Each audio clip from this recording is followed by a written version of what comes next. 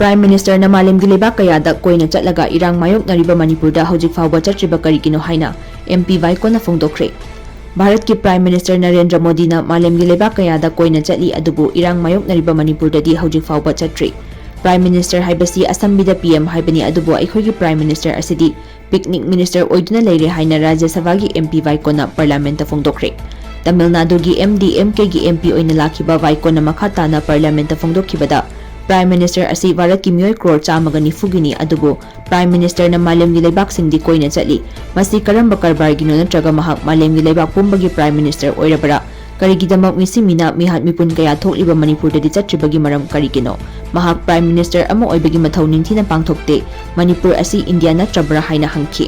MP VAIKO na Manipur asi India natrabara haina hangkiba wafam adubu unparliamentary oi maram aduna house ki proceeding da record tawroi haina speaker ri phampham da phamduna chair lauriba deputy chairman Harivans na haiki aduga MP VAIKO na unparliamentary haibasi karino Prime Minister gi thawong